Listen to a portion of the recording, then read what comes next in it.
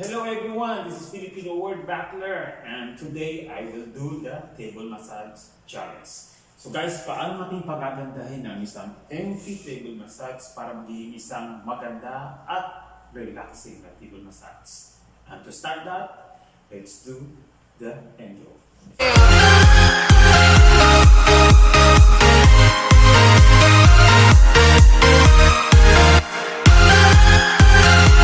Guys, ang ating massage table at napaka-empty pa niya. At ngayong araw na ito, papagandahin natin ang ating massage table using all those towels and other things. So, kung tingnan nyo guys, maliit lang yung space dito at mamaya ay papakita namin sa inyo kung paano siya gaganda. So, unang-una guys, ang ating kailangan ay mga towels natin. So, let's start with this one. Pwede malaki natin towels. Yan, ilalagay natin dito. Yun.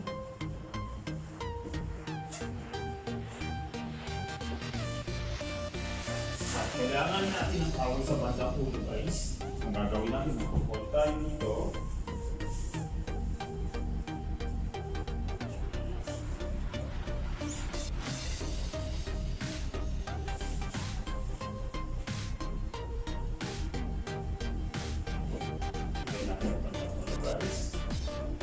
Sama-sama guys, dapat ang mukha ng pasyente guys ay hindi direkta sa step.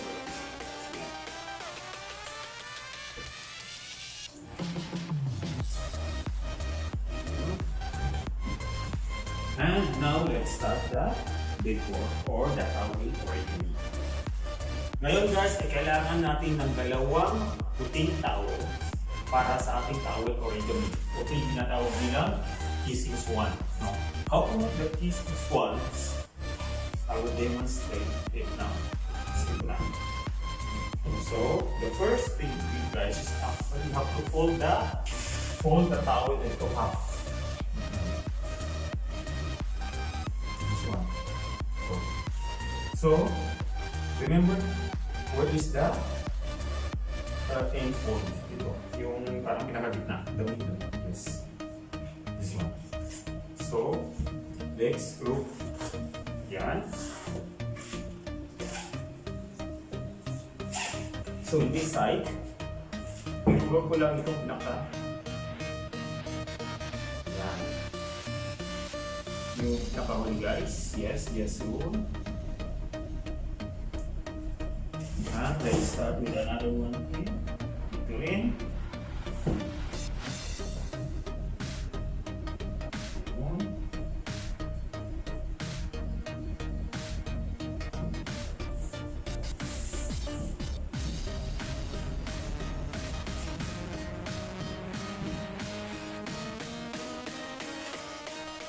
Yan.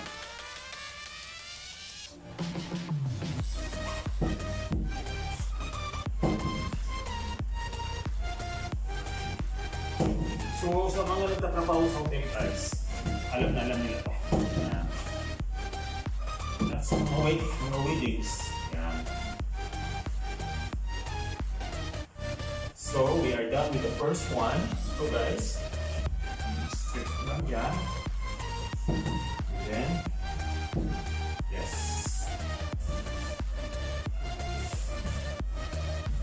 So this is our first one. Look. So guys, madali lang. Yeah. So dito muna natin ilalagay yan. Then after that, we will make the next one. So again, same procedure. You have to fold it. And see the end. Ito, fold. Ito, or middle fold. Hindi ko lang tawag. Exact ang tawag.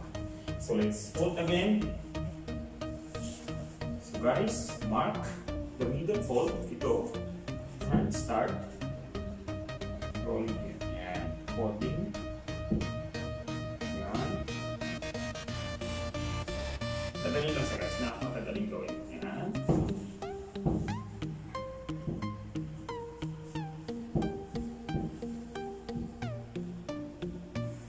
Let's move here.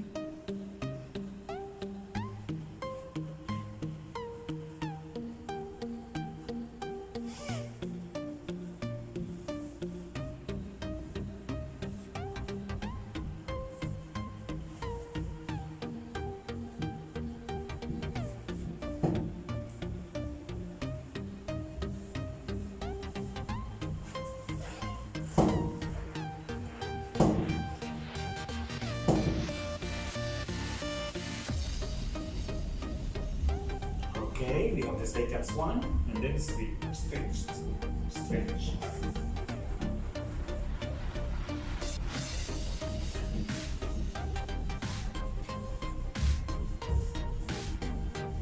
There you go, guys. We have the first and the second one.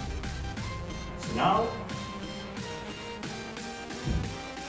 pagsamahin natin silang dalawa. Yan. So guys, we have the first one and we have the second one. So gagawin natin ngayon ang using one. Now how to do that?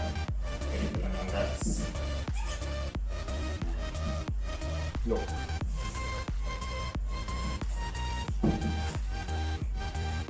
Yan.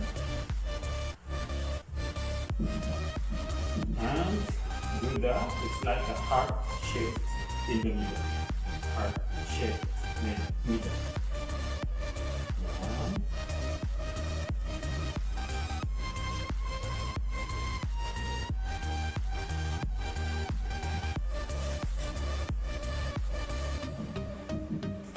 Okay.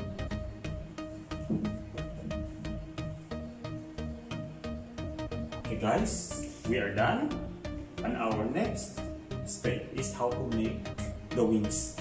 So madali lang gawin guys, ang pakpak. So we need smaller towels, 2 smaller towels.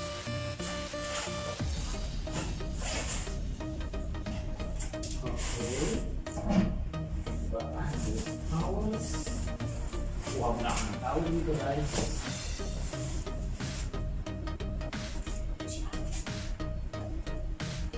So you have to fold again the smaller towels into half. How to do that? Ganito lang guys. Pakita ko. Yan. 1. So this is it's like paper folding. Yan. Tapos in the middle, yes, like this. Yan. So repeat. So these are our wings, beautiful wings. And like I'll do it another side.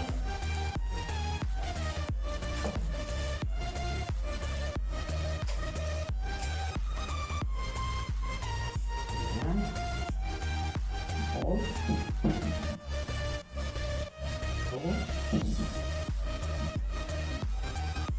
Then after that, guys, let's do the wings.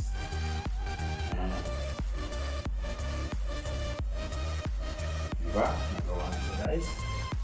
So, let's do that. So that is our first decor for the massage. Ayun, guys. After this one, guys, let's make the candles.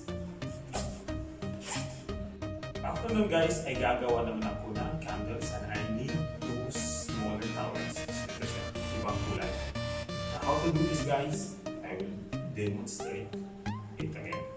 So ito.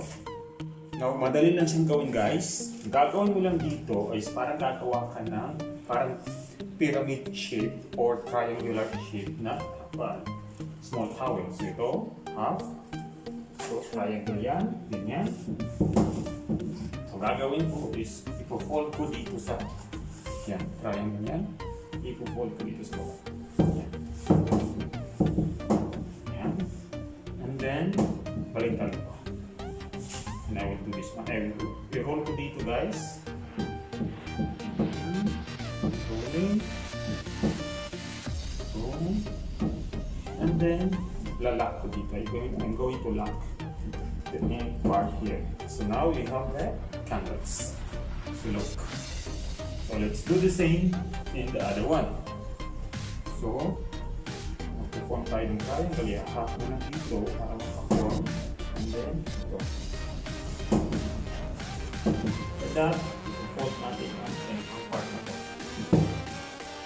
Ayan. Saka siya, balik pa rin.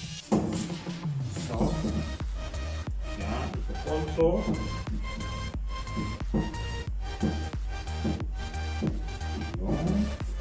Ayun, and then ilalak.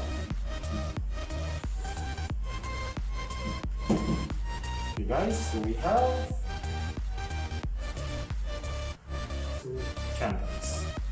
The towel origami. Yan. Now we are done with the candles, guys. So, ilagay natin dito. Yan.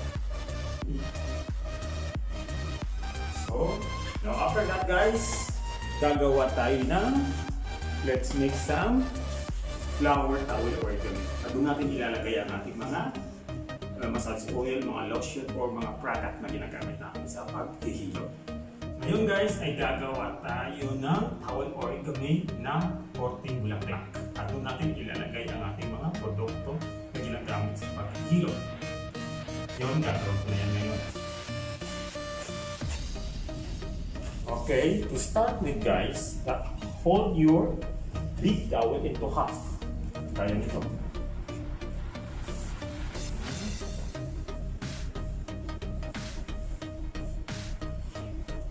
Yes.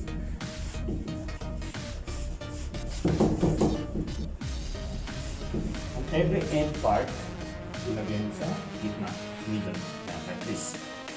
Yan, and the other part here. Yan. So, para ka makaka-form ng diamond. Diamond na tawag dito. Or square na dito. Yan. And after that guys, balik ka rin lang. Hawakan mo dito, balik ka rin lang. Yan. Okay, so baliktad mo na guys. Hilahin mo ito. Pagod na. And this one. This one. And the other one. So now, you are ready to form a flower. So you have to take the end part here. Yan. End part dito. Yan. And you have the flowers. Yan. So look at that guys. Look at that. Now guys, we are done with the flower. Yan. Kung saan natin nalagay ang ating mga massage product. We are done with the kissing swans and with the candles. Now, let's put some decorations. Now guys, you have to put your products on the top of the flower. Yan. Or the flower origami. And then, we will put more design to the kissing swans and the candles. But guys, I would advise you na dapat itong kuwan mo to, swan mo na to guys, ay nakapatong siya sa towel. Hello guys, at ito, halos patapos na tayo guys. So I would advise you guys na pag gumawa kayo ng swan towel guys, if you are making swan towels, make it sure that to put them on the top of the towel. Para pag may hilot kayo guys, pag may masahe kayo guys, madali lang siyang kunin. Hindi madideform o magsisira yung ginawa niyo swan towels. Okay, and gagawin natin ngayon na. So have to fold into half. First another half.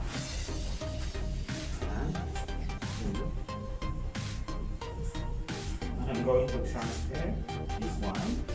Pasensya tayo. Okay. And the other one. Bigla. Yeah.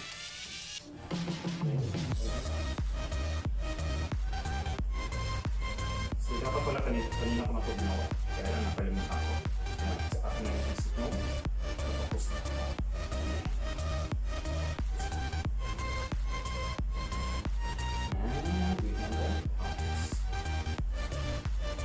The best thing about this guys, if you have client, this is very easy for you to remove. Yeah.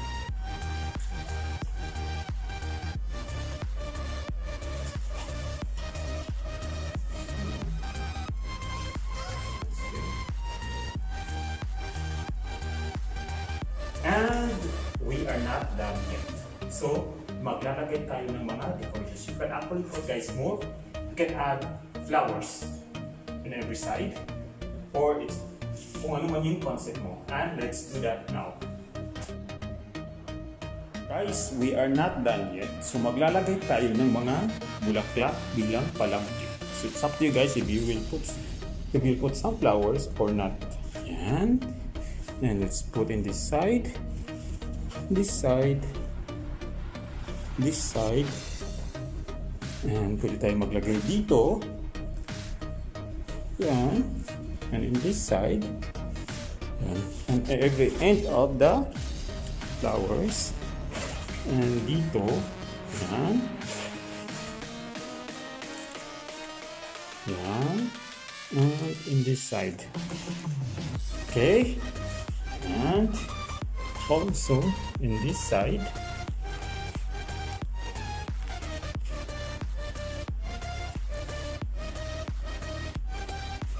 In this side. And also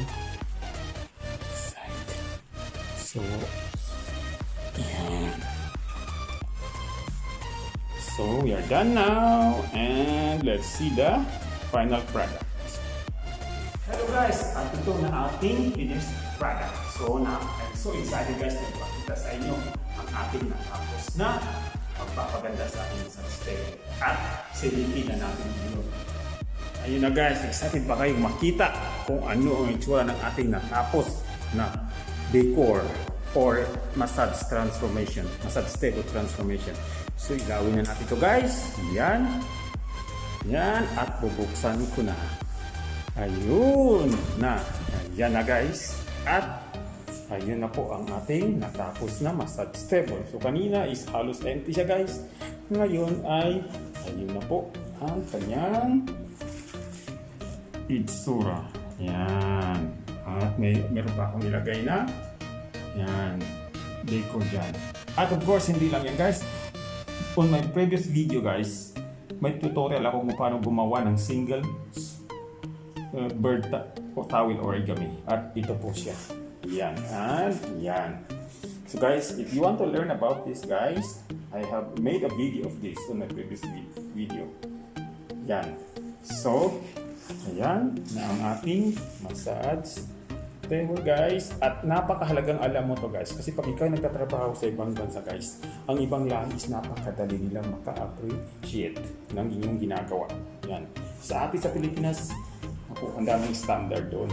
Yung si pangkasal o ano man yan, pero dito sa ibang bansa guys, as long as marunong ka sa mga ganito guys, napakalaking points para sa iyo sa trabaho mo. Yan. At magugustuhan ay pagmamalaki ka ng boss mo. Ayan. So yan.